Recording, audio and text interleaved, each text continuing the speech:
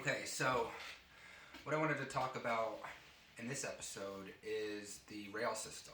And, um, I've run into kind of a roadblock with the rail system, and I'm working with, all the AIs to kind of figure out what the best path forward will be for them. So I just wanted to show you one of the engineering challenges that I've run into recently and how we're going to work through it. And so here we go. So the rail system that I have in the current design is one of the very first things that I designed, because it is so central to the whole mechanism. One of my guiding principles and philosophies that I try to follow is that I want this SunHome to be buildable but repairable, maintainable by anyone, and using off-the-shelf standard components. And so I want them to be able to pick a part that could be sourced from many suppliers, not just a single supplier. That's what I mean by standard. And I think that,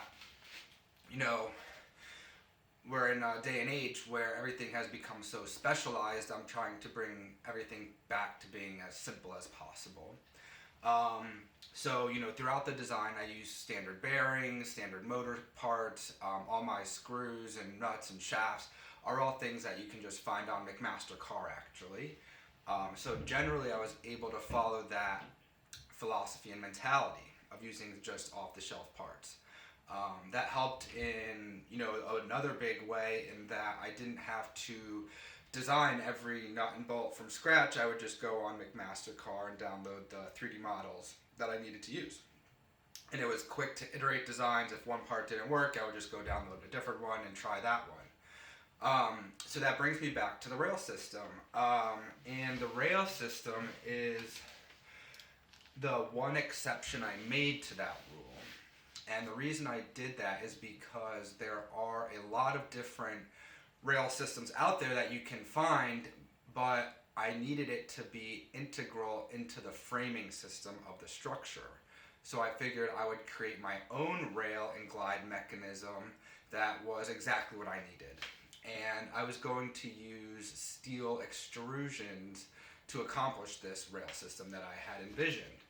And I had originally shown ChatGPT my intended rail design, and we worked through some of the geometries, and I increased some of the depths and changed the thicknesses to optimize the weight and size and the strength of the rail system.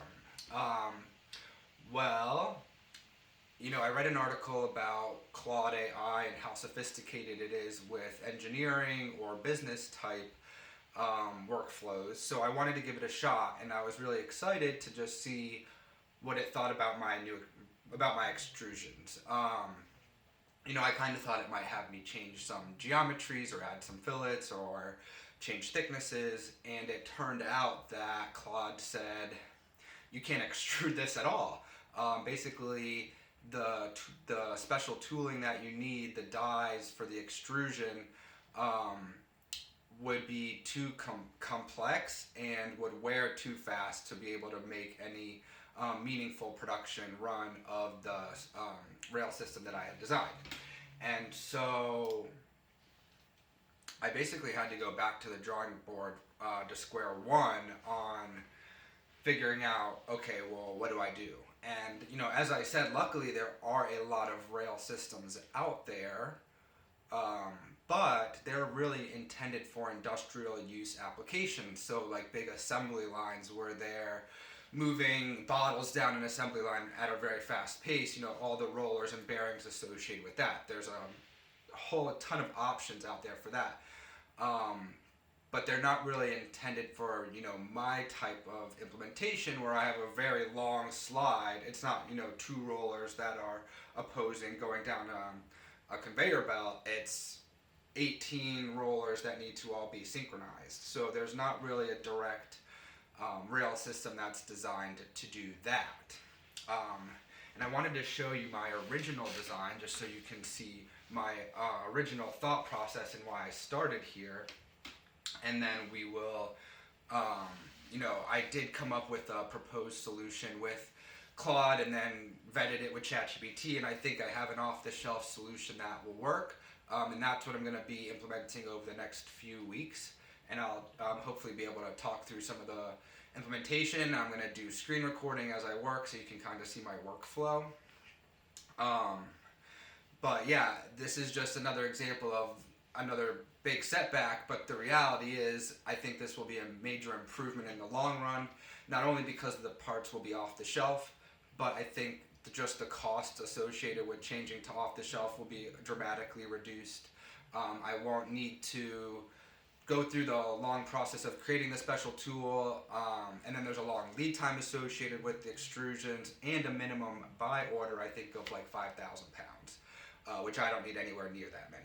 So again, I think this will be an improvement, but definitely not what I expected to be working on over these next few weeks. I thought I'd be, moving on to drawings and refining the design that I have, and I'm really starting almost at square one with the slide mechanism, which, as I said, is one of the most integral parts of the design.